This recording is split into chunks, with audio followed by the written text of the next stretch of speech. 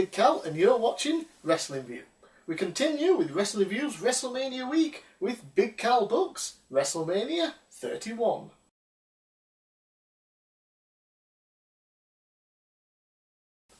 Now, I'm sure, like myself and like most fans out there, you're pretty underwhelmed with the current WrestleMania card. And that's a shame. WrestleMania is supposed to be the biggest event of the year, giving us the biggest matches, the most important matches, and putting on the best show possible. But for some reason, this year, WWE fucked up big time. The card is boring, dull, uninspiring. Most people just don't care. And WWE haven't put in any real effort to make us care. And the biggest shame about this is the fact that WWE has a roster with so much potential that if you were to combine them in different ways, we could get an incredible card. And that got me thinking, what if I booked it? If I take the same roster that's available to the WWE right now, including a couple of the part-timers, I reckon I can put together a better WrestleMania than anything they could come up with, especially right now. So, I've come up with a 9-match card. 9 just because, looking at the last 4 or 5 years of WrestleMania, 9 is pretty much the average amount of matches. So I've put together a 9-match card of the matches that I think we should have got this year at WrestleMania. So, let's start with match number 1. Roman Reigns versus Triple H. Okay, just before I get started, I will be having my notes with me just because I wrote quite a bit down. This isn't just for match 1, this is for all of them, but in order to make sure I get everything mentioned, I'm going to have my notes in front of me just so I can look at them, and you know, if I forget something, then something else might not make sense and all that crap. So anyway, Roman Reigns versus Triple H. Does anyone remember when last year this was apparently planned for a big match at SummerSlam? And then it never happened. And one of the rumoured reasons was that Roman Reigns simply wasn't ready for a big main event match on a pay-per-view against a guy like Triple H. So,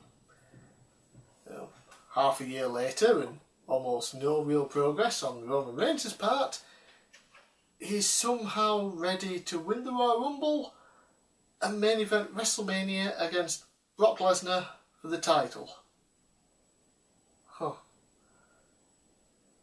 So, surprise surprise, in my fantasy booking of WrestleMania 31, Roman Reigns does not win the Royal Rumble. Who does? Get onto that when I talk about the main event, although I'm sure you can already guess who I would have picked. So, instead of Roman Reigns going to WrestleMania to face Brock Lesnar, I'm having him go one-on-one with Triple H. Okay, in order to set this one up, let's just backtrack a little to when The Shield broke up. Seth Rollins turned on his partners, Dean Ambrose and Roman Reigns. And unfortunately, Roman Reigns never really got his payback there. Dean Ambrose got a couple of pay-per-view matches against Seth Rollins, but when it was Roman Reigns' turn, he had to go away for surgery. So, in my opinion, I think Roman Reigns should go after the Authority at some point. Because obviously they set it all up, they screwed over the Shield, they converted Seth Rollins to a heel and to join them. So Roman Reigns is obviously going to be pissed at the Authority. Seth Rollins has plans with someone else at WrestleMania, as we'll get to. So Roman Reigns will be going for Triple H. And this is how I would set it all up.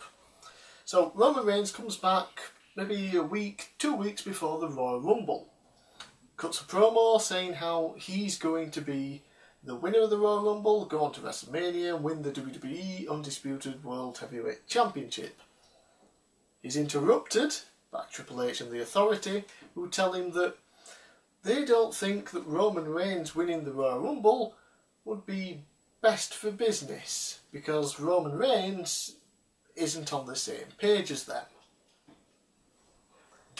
Then come the Royal Rumble, Roman Reigns comes out relatively early, dominates, clears the ring, and the next 2 competitors out are the Big Show and Kane. They work him over pretty good, but overcoming the odds, Roman Reigns manages to eliminate both of them at the same time. And then, similar to what happened in the actual Royal Rumble match this year, Kane and Big Show will get back in the ring and beat the hell out of Roman Reigns. J&J Security will probably come down as well, just for good measure, and Triple H and Stephanie will be on the outside of the ring barking orders. Roman Reigns gets eliminated, his dreams of winning the Royal Rumble are done. So now Roman Reigns is pissed and he's going for the authority. Fastlane, maybe book a handicap match, Roman Reigns against Big Show and Kane. You know, maybe even throw in J&J Security in there as well, just for the hell of it. And again, Roman Reigns overcomes the odds, wins the match, and now he demands one-on-one at WrestleMania to get his hands on Triple H. The match is booked, and there we go. Simple, easy booking. Roman Reigns gets his own back on the authority at WrestleMania, beats Triple H, continues his big push, only now it's at a slower pace than what we're actually getting, in hopes that A, he actually improves a little more, and B, the fans hopefully won't shit all over him as a babyface. Match number 2, Bad News Barrett versus Dean Ambrose versus Dolph Ziggler in a triple threat elimination match for the Intercontinental Championship. So, instead of some massive clusterfuck ladder match like we're actually getting, I would have a nice, standard wrestling match. Okay, not so standard in the sense that there's going to be 3 men involved in its elimination, but the stip is simple enough that it allows the competitors to still have a chance of putting on a great match without some weird stip, screwing them up and forcing them to do stupid ladder spots for no real reason. So, the story going in is incredibly simple. Dolph Ziggler, as like in real life, never got his rematch against Bad News Barrett for the IC title. So that puts him straight in line for a title shot. Dean Ambrose simply wants the IC Championship as well and keeps inserting his nose into Bad News Barrett's business. Maybe even Dolph Ziggler as well, just to tease your little triple threat tension. And that's it. You don't need anything else. You don't need this ridiculous everybody going around stealing the title shtick, even if I did find R-Truth's involvement in that whole thing mildly entertaining. It just doesn't need to happen. We don't need any big complex story for this. Simply have 3 guys who want to be the Intercontinental Champion. The IC title used to mean so much, and then it just went to shit. So having 3 guys like this who simply want to go to WrestleMania and leave as the Intercontinental Champion helps elevate the IC title. And then if they were to continue the good booking of the belt afterwards, they could actually, I don't know, make the IC title mean something again. God forbid that actually happen. So for the actual match, since I didn't mention much of the build-up, the actual match I will give a decent amount of time, and let all 3 guys really show that they need to win this belt, which again helps elevate the status of the IC title. Personally, I would have Wade Barrett get eliminated first. That way, it builds up the drama of the fact that we know now we are guaranteed a new champion. We just don't know who it's going to be. Is it going to be Dolph Ziggler? Is it going to be Dean Ambrose? 2 baby faces, 2 guys who are very over, 2 guys that the fans love. So that really helps add interest to the match, in my opinion, and gets rid of the very weak link, Wade Barrett. And Wade Barrett's elimination. It doesn't matter who eliminates him. It could either be Dolph Ziggler or Dean Ambrose. But when he's eliminated, it needs to be with their finishing move. Dolph Ziggler's case, I'm going to go with the super kick for this because the zigzag is awful. So Wade Barrett gets hit with the super kick, 1, 2, 3, he's eliminated. Or he gets hit with dirty deeds from Dean Ambrose, 1, 2, 3, and he's gone. And most importantly, that is the first and only finishing move that has been hit in the match to that point. The first finisher we see, Barrett gets hit with it, Barrett is pinned. No kick out, nothing. The finishing move is hit, it finishes Wade Barrett. Makes sense, right? That way, we're not devaluating anyone's finishing move by having someone kick out of it for really no reason at all. We don't need that kind of, crazy kickouts yet in this match or even this early on in the show.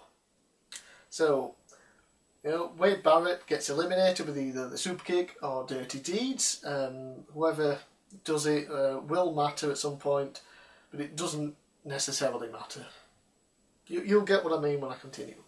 So Wade Barrett's been eliminated, and that leaves Dolph and Dean to go at it. They'll have another bit of a match, and then they get the time then to go into a big finishing stretch, but they can do a bunch of cool moves and big kickouts. However, no finishing moves yet. They're going to do kickouts. It can be from the Fairmaster that Dolph Ziggler does, or the Jawbreaker Lariat from Dean Ambrose, which I absolutely love the fact that he's doing. I wish we had Nigel McGuinness in the company doing it, but I'll take Dean Ambrose.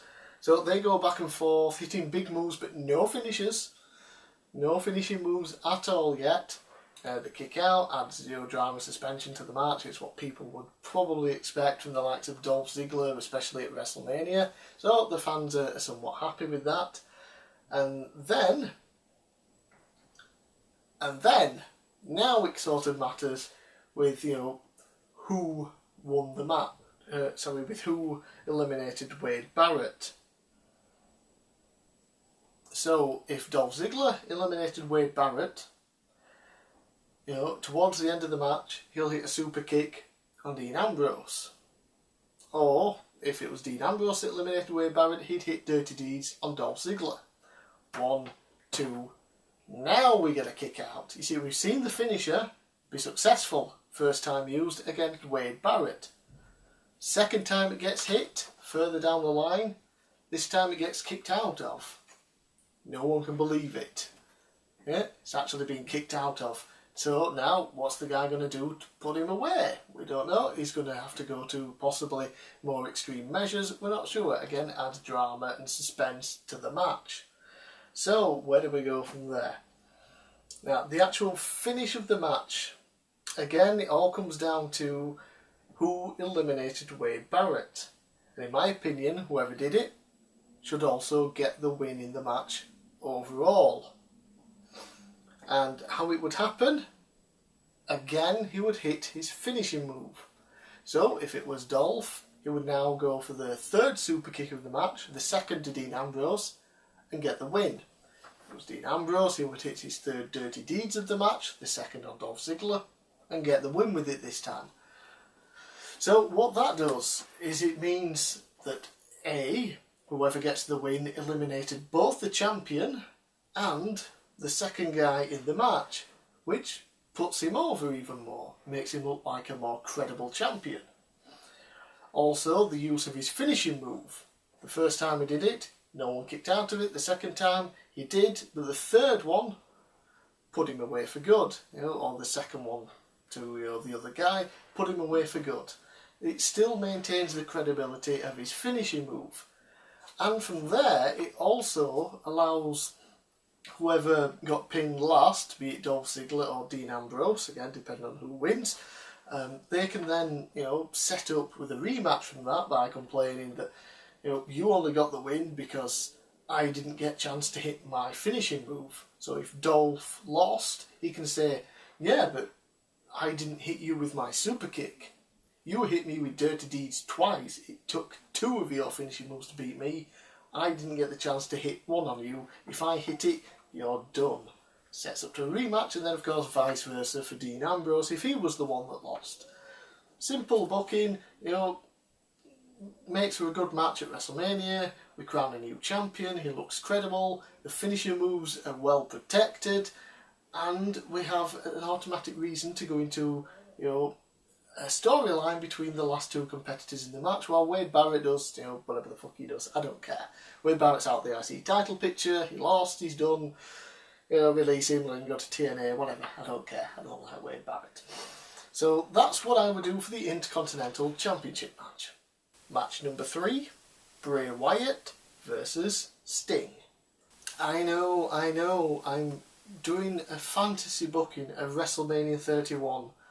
A card that actually has both Sting and The Undertaker available for it, and I'm not booking them together in a match. It's because I do not want to see it. as a huge Undertaker fan, I do not care for this match still. I've never been a fan of Sting. I don't think Sting's been any good really since 1996. He's had a small handful of matches we've seen since then. And 1996, it's a very long time ago. It was almost 20 years ago. Sting hasn't been good in 20 years. I don't want him to face The Undertaker at WrestleMania. At all. So instead, I'm going to switch things up a little. Bray Wyatt, who is facing The Undertaker at WrestleMania for real, will instead be facing Sting. So you still get a sort of similar story for Bray Wyatt with a dark character with potential mystic powers, whatever. But for me, if we're going to have Sting on the card and we're going to give him some kind of opponent, it sure as hell not going to be Triple H, because who other than Triple H wants to see that match? It's certainly not going to be Undertaker, because I just don't want to see that match, and I'm the one booking. So I also don't particularly want to see Bray Wyatt and The Undertaker that much, so stick Bray and Sting together. That is my entire train of thought and logic with how I came up with this match. So in order to set this match up, I just want to backtrack now to Survivor Series. In real life, Sting showed up at the end of the Survivor Series elimination match and enabled Dolph Ziggler to win and getting rid of the Authority. Here in my fantasy booking, Sting never showed up. Dolph simply won the match. I know, crazy right? Booking a top babyface at the time to win a match against the bad guys. Clean? Insanity. Only in a fantasy booking could something like that actually happen. So Sting has not appeared yet. And, like a lot of these feuds will begin, it all starts at the Royal Rumble. And the reason for this is, WWE have been telling us for years the Royal Rumble is the beginning of the road to WrestleMania. So this is logically where a lot of the feuds should kickstart. Makes sense to me, right? Hopefully it makes sense to you. So Bray Wyatt makes his entrance into the Royal Rumble. This is likely sometime after Roman Reigns has entered and been eliminated. The ring's filled up a little again. Bray Wyatt comes in and just like a usual fresh guy in the Royal Rumble match, comes in, starts dominating people. Clotheslines, finishing moves, whatever. Lays everybody out. And then the lights go out. On the Titantron, we see an old, creepy wooden house. It's dark. It's raining. Sound familiar? Camera pans up to the window. Through the window, we see an empty rocking chair. Bray Wyatt's rocking chair. And then, out of the shadows, a crow flies out, sits on top of the rocking chair. Lights go back on, Titantron screen goes away. Bray Wyatt stood there looking confused as hell. Someone comes up from behind, throws him out. Bray's reaction, he doesn't care that he's just been eliminated from the Royal Rumble. He's just staring up at the Titantron, looking somewhat confused, and then starts his evil laugh before returning to the back.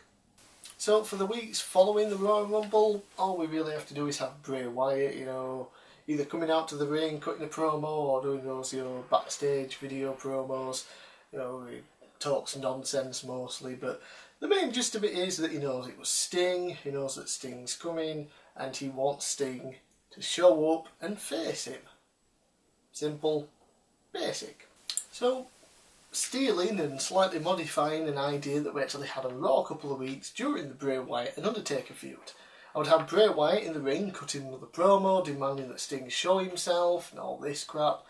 Lights go out. When they come back on, Bray Wyatt's rocking chair in the middle of the ring. Bray's about to respond to this on the microphone. Lights go out again. They come back on. Now there's a black baseball bat sitting on the chair. And on the Titantron, a message will appear from Sting telling Bray Wyatt that that he's going to come to Fastlane and face him man to man. So this would most likely be probably the Raw just before Fastlane. And then at Fastlane, something very similar would happen. Bray Wyatt in the ring now, cutting a promo, you know, where's Sting, where's Sting? You know, is he afraid, all this stuff, you know, where is he coming out? Like on Raw, lights go out, come back on, Bray Wyatt's rocking chair. Bray Wyatt again, about to say something on the microphone, lights go out. This time when they come back on, not only is a baseball bat there, but it's Sting sitting in the rocking chair. Bray Wyatt starts that big evil laugh he does until Sting stands up, puts the bat to his throat, looks at the WrestleMania logo, signifying, of course, he wants him at WrestleMania. The lights go out, but instead of Sting being the one to disappear, it's Bray Wyatt. And this will leave Sting looking, you know, confused and bewildered in the middle of the ring. And then on the Titantron, we get a video of Bray Wyatt doing his evil laugh, telling Sting that he has the same powers that he does. He can play the mind games just like Sting can. And at WrestleMania, he's going to find out exactly what he's capable of. Nice, simple progression of the story and, you know, the whole mystic powers, in my opinion. Something that I came up with quite literally on the spot, and I quite enjoyed what I was coming up with for the storyline idea here. So where would we go from there? Because Fastlane, we still have like 4 weeks until WrestleMania. Honestly, I wouldn't really do that much, and you'll find you'll find I'll do that for a lot of the bigger feuds. For this, leading up to WrestleMania, you'll have video packages, you know, highlighting Sting's, you know, best matches and career moments and all that stuff, just so the fans, you know, get up to date with who Sting is if they're not too sure, if they're too young to remember him, you know. So show a video package of Sting, you know, maybe every week a different video package highlighting different parts of his career, about his Surfer Sting, you know. The NWO angle, return from Surfer Sting to the Crow Sting, you know, and then later on, you know, the last few years of WCW, whatever. And all this time we'll have Bray Wyatt cutting promos still, and he'll also have a match on every Raw. And after every match on the Raw, he'll beat the hell out of his opponent, which he'll most likely have already pinned or whatever, you know, won the match. He'll then beat his opponent down with a black baseball bat, saying that this is what's going to happen to Sting. Final Raw before WrestleMania, Bray Wyatt comes out, beats an opponent, goes for the baseball bat, lights go out, lights come on, Sting attacks Bray Wyatt with a baseball bat, lays him out, and then tells Bray Wyatt he'll see him at WrestleMania. As for the actual match, I won't go into detail on, you know, what I have ideas for the match, just because I went more into the build-up for this one. But the winner, Sting's first match in WWE, probably should win. Technically, Bray Wyatt needs the win more, but, you know, he can always get some more wins back and they can rebuild him again following this. I guess I did sort of, you know, fantasy book myself into a corner with that one because both guys really do need the win, but I would probably say Sting gets the win just with it being his first match in WWE, gives him a bit of momentum, so now when he goes on to face whoever else at whatever other pay-per-view, you know, the fans can believe that he could beat them, and he's already got a win under his belt, and then when he loses as well, you know, it gives whoever beats him a bit more of a push. Bray Wyatt, yeah, I do kind of like Bray. He probably should win, especially against an old man like Sting, but like I said, they can just keep him off TV for a month or so, bring him back, rebuild him up against someone, and actually let him win for a change. But, you know, I'm not booking beyond WrestleMania here, so that's up to nobody because this is all fantasy. Match number 4, Cesaro and Tyson Kidd versus the Usos versus Goldust and Stardust. WWE Tag Team Championship Triangle Ladder Match. Okay, so no giant clusterfuck ladder match for the IC title, but when it comes to the tag titles, we really do need something to, keep interested with, because let's face it, the tag division is pretty much dead right now. So in my fantasy booking, backtrack a little here, Goldust and Stardust never break up. They don't have their tension, they remain a team. Just because, quite literally, the only other teams in the company that could possibly face Cesaro and Tyson Kidd for the titles are the Usos and Los Matadors, but those guys just don't even matter. And the Usos have been basically in the tag title scene for the last 2 years. So we need to keep Goldust and Stardust together just so we can have another team in this to stop it getting too stale. And then the ladder match adds a gimmick to it just so, again, it doesn't get too stale. We have some reason for the fans to in any way care about this match. Plus, the main reason with the ladder match is I wanted to sort of recreate what we got at WrestleMania 2000, WrestleMania 16. We had the Hardys, the Dudleys, Edge and Christian. 3 tag teams, titles on the line, triangle ladder match. And let's face it, they completely and utterly stole the show at WrestleMania that year. And all 3 teams ended up being propelled, way further than perhaps they ever should have been. If it wasn't for them having that kind of match, I don't think they would have got to the heights that they did. So it did all 3 teams fantastically, even though only 1 team won. So that's what I would try to recreate here. Obviously, these aren't the Hardys, the Dudleys and Edge and Christian. Yeah, a few of these guys are extraordinarily talented in their own ways, such as Cesaro, as we know, and Goldust, 2 incredible talents.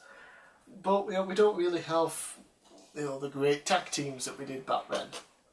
So I'll just try and recreate WrestleMania 2000, 3 teams going out there fighting for the tag belts in a ladder match, giving them a chance to quite literally steal the show, to have their WrestleMania moment, solidify them, in history, if you will.